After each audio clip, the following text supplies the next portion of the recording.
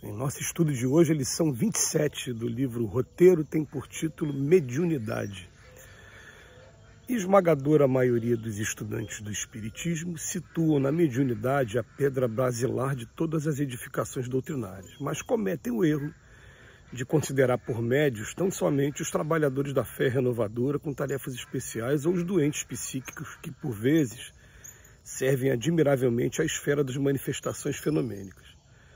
Antes de tudo, é preciso compreender que tanto quanto o tato é o alicerce inicial de todos os sentidos, a intuição é a base de todas as percepções espirituais e, por isso mesmo, toda inteligência é médium das forças invisíveis que operam no setor de atividade regular em que se coloca. Dos círculos mais baixos aos mais elevados da vida, existem entidades angélicas, humanas e subhumanas, agindo através da inteligência encarnada, estimulando o progresso e divinizando experiências, brunindo caracteres ou sustentando abençoadas reparações, protegendo a natureza e garantindo as leis que nos governam. Desvendando conhecimentos novos à humanidade, o Espiritismo incorpora ao nosso patrimônio mental valiosas informações sobre a vida imperecível, indicando a nossa posição de espíritos imortais em temporário aprendizado, nas classes da raça, da nação e do grupo consanguíneo a que transitoriamente pertencemos na Terra. Cada individualidade renasce em ligação com os centros de vida invisível do qual procede e continuará, de modo geral, a ser instrumento do conjunto que mantém suas concepções e seus pensamentos habituais. Se deseja, porém, aproveitar a contribuição que a Escola Sublime do Mundo lhe oferece em seus cursos diversos de preparação e aperfeiçoamento, aplicando-se à execução do bem, nos menores ângulos do caminho, adquirindo mais amplas provisões de amor e sabedoria, é aceita pelos grandes benfeitores do mundo nos quadros da evolução humana por intérpretes da assistência divina, onde quer que se encontre, seja na construção do patrimônio de conforto material ou na santificação da alma eterna. É necessário, contudo, reconhecer que na esfera da mediunidade, cada servidor se reveste de características próprias. O conteúdo sofrerá sempre a influenciação de forma e de condição e da condição do recipiente. Essa é a lei do intercâmbio. Uma taça não guardará a mesma quantidade de água suscetível de ser sustentada numa caixa com capacidade para centenas de litros. O perfume conservado no frasco de cristal puro não será o mesmo quando transportado num vaso guarnecido de lodo. O sábio não poderá tomar uma criança para confidente, embora a criança invariavelmente detenha consigo tesouros de pureza e simplicidade que o sábio desconhece. Mediunidade, pois, para o serviço da revelação divina, reclama estudo constante e devotamento ao bem para o indispensável enriquecimento da ciência e virtude.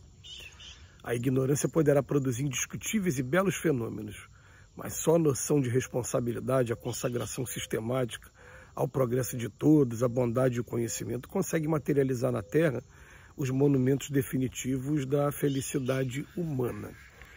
O que Emmanuel quis dizer para a gente aqui hoje, falando mais uma vez sobre mediunidade? É que normalmente a gente só considera médium aqueles que trazem manifestações espirituais ostensivas, e ele até fala quem são esses trabalhadores da fé renovadora com tarefas especiais, ou doentes psíquicos que se servem à manifestação, né? Normalmente é esse o quadro. Mas ele vem dizer para a gente que todo mundo tem intuição, que o mundo espiritual está interagindo com a gente o tempo todo e, como diz no Livro dos Espíritos, eles influem em nossos pensamentos muito mais do que imaginamos. De ordinário, são eles que dirigem a gente.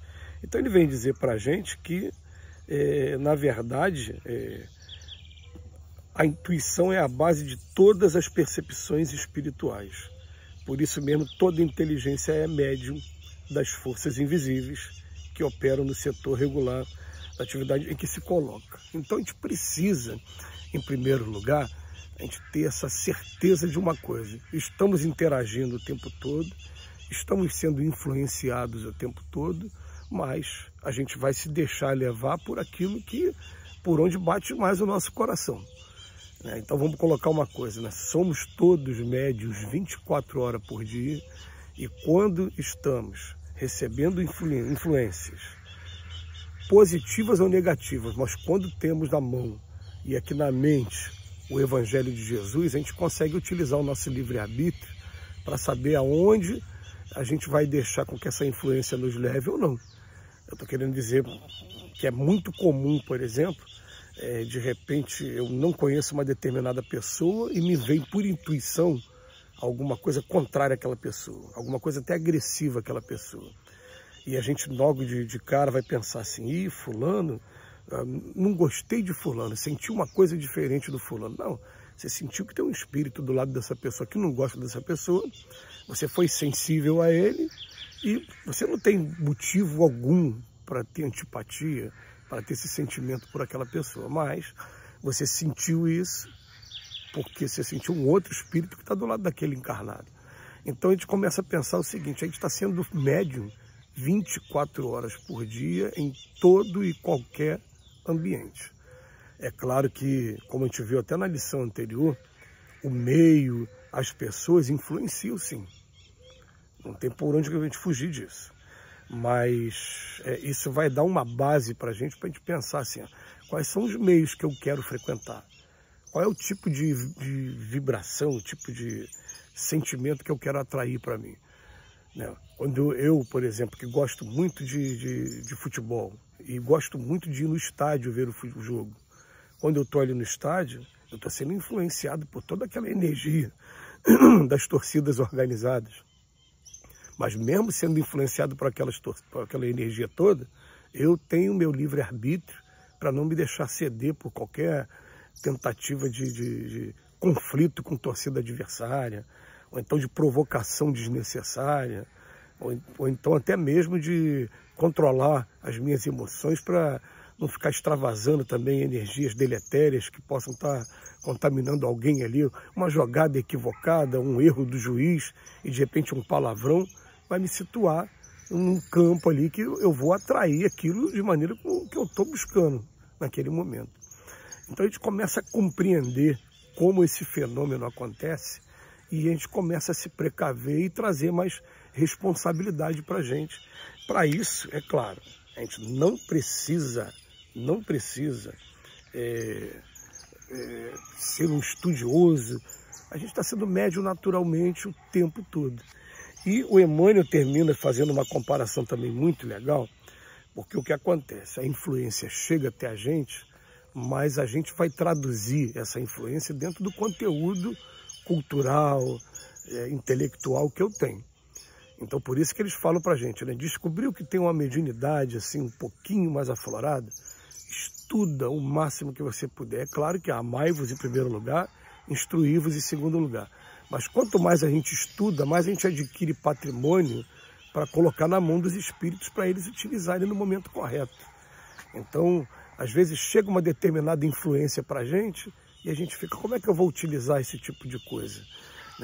Eu vou explorar a bagagem que eu tenho. E ele utiliza aqui o exemplo da taça. Se eu botar água numa taça de vinho, ela vai tomar uma forma, a forma que a taça de vinho tem.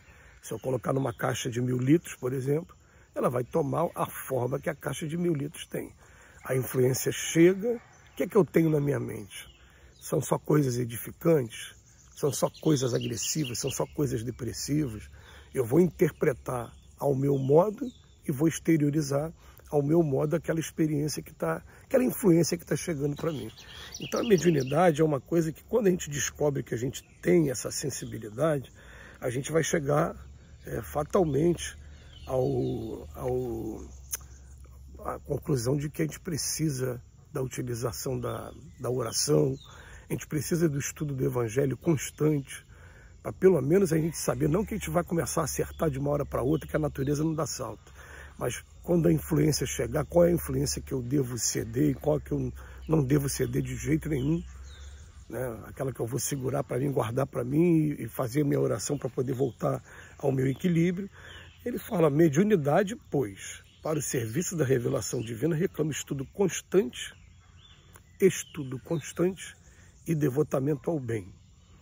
A ignorância poderá produzir indiscutíveis e belos fenômenos, mas só a noção de responsabilidade e a consagração sistemática ao progresso de todos, a bondade ao conhecimento, é que vão trazer o caminho correto da mediunidade. Que Jesus nos abençoe hoje e sempre.